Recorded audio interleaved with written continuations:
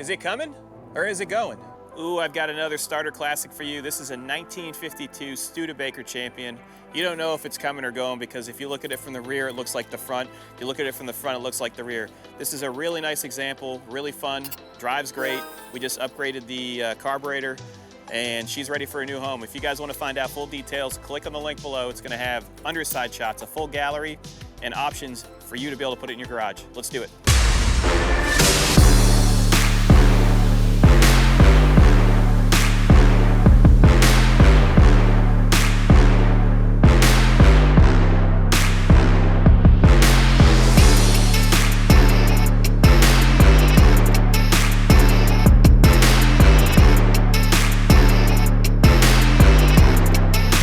Overall condition, I would rate this a 6 out of 10, so that's a 60% out of 100.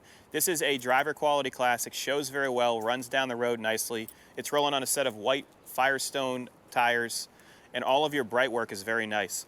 Bumpers have been re-chromed, and my favorite part about this one, all of the trim throughout. So you have the trim on the sides, you have this hood ornament, and then the Studebaker insignia right here, Studebaker Champion.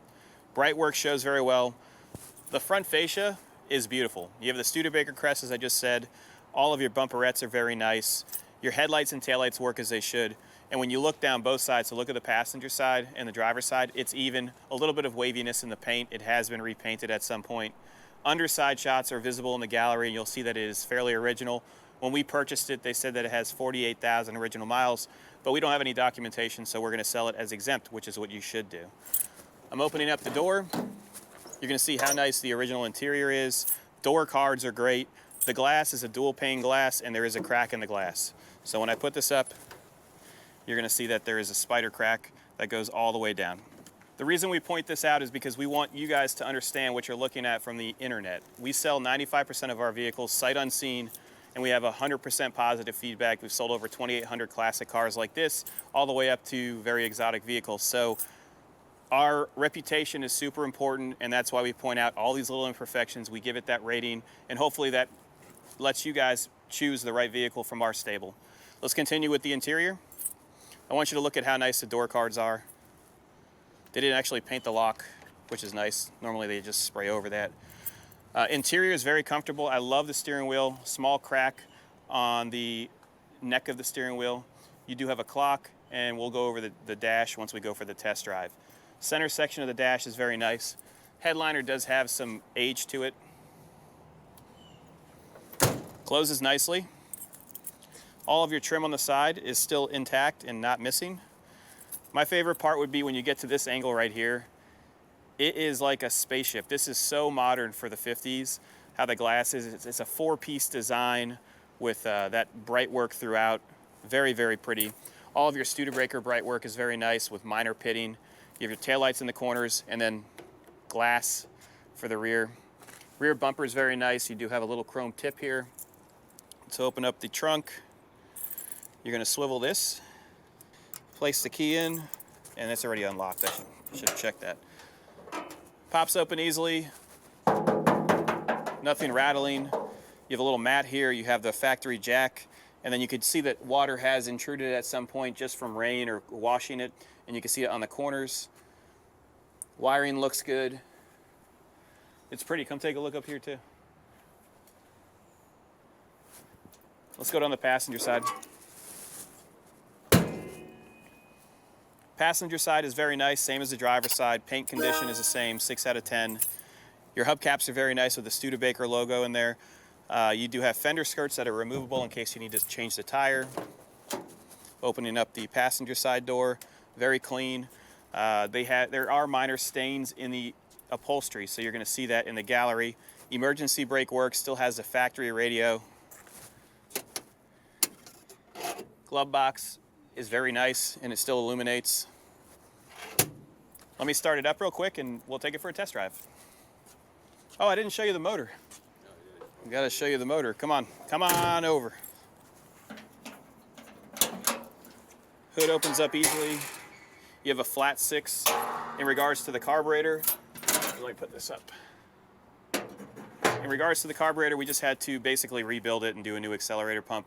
Starts up easily, still a 6-volt system. Your wiring is very nice. When you come over here, you're gonna see that they actually added a solenoid for the starter. So that's great, for ease of use. You still have a blower motor in place. It's clean. There's your stampings, 976520 for the motor. Let me show you the oil.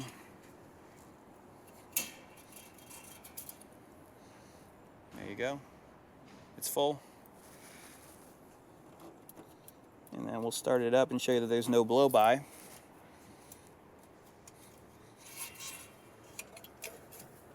Okay. So square key is ignition. How to start it, let me show you.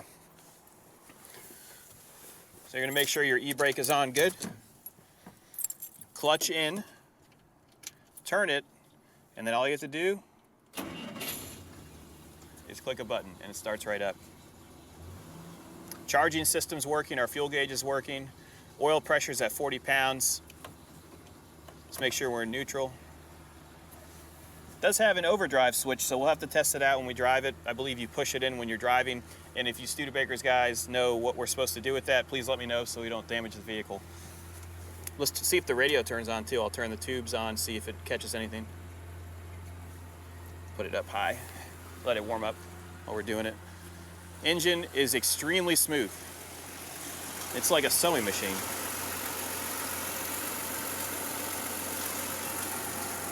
I'm trying to show you that there's no blow-by. So there's no blow-by. Generator's working. I like it. Let's jump in it and go for a ride. Going into second right now, so it's a 3 on the tree.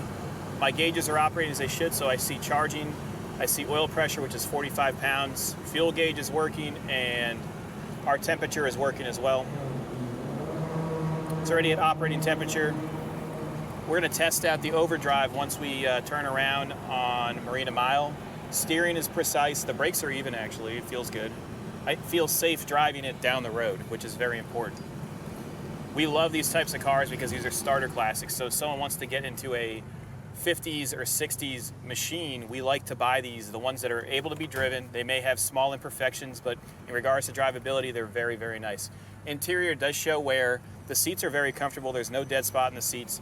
Your AM radio still turns on, so if I put this on, we'll let it sit for a couple seconds, or probably a minute, and the tubes will get warm enough, and it'll actually start to play AM tracks. Overdrive button is here. There it goes. That's crazy. We're gonna pop on to 84 now.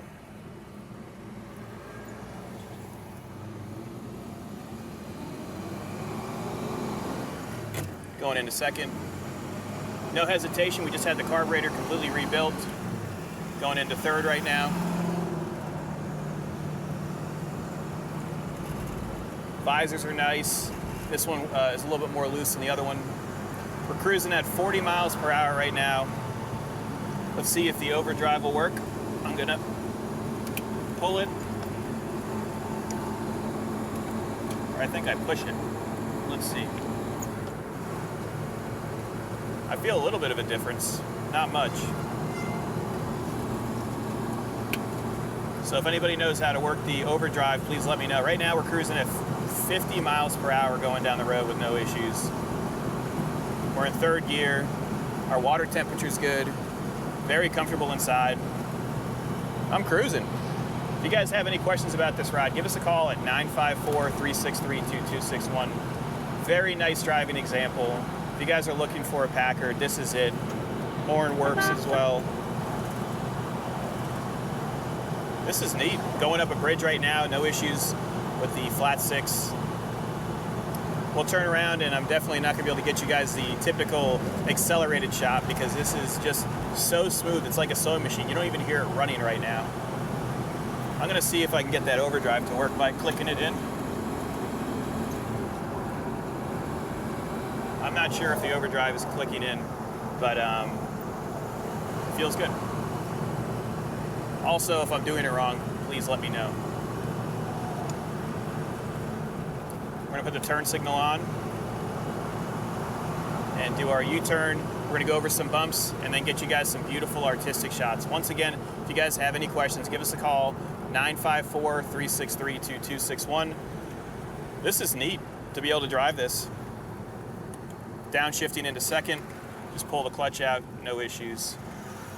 First gear, you have to wait until you're at a complete stop. So we'll go into the neutral position, put it into first.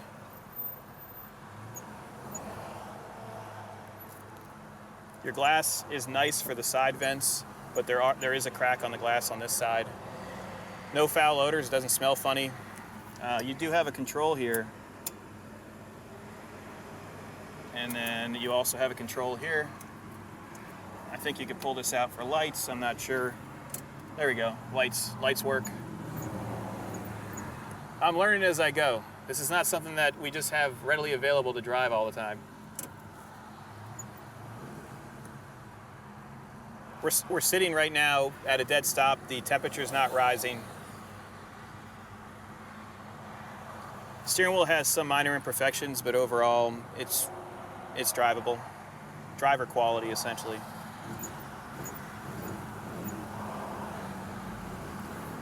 So we're in first gear.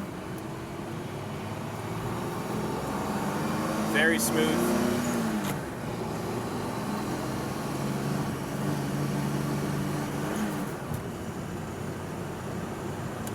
And we're headed to our 45-mile-an-hour point. Single barrel, so it's working. Let's do the lights. Again, dismiss this garbage bag.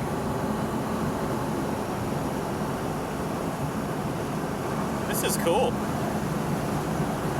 Not bad. Going over the Marina Mile Bridge right now, headed east. We're going to turn right here and go over the bumps and then let you decide if you want to put this in your collection. Once again, 954-363-2261. Pushing the brakes right now. We're not having any pulling from left to right.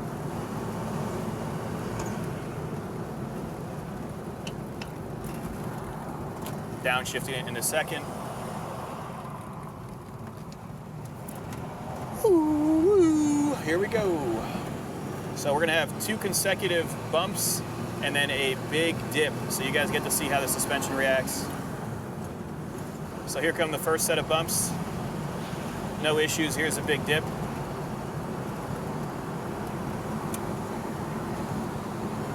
I love the back glass too.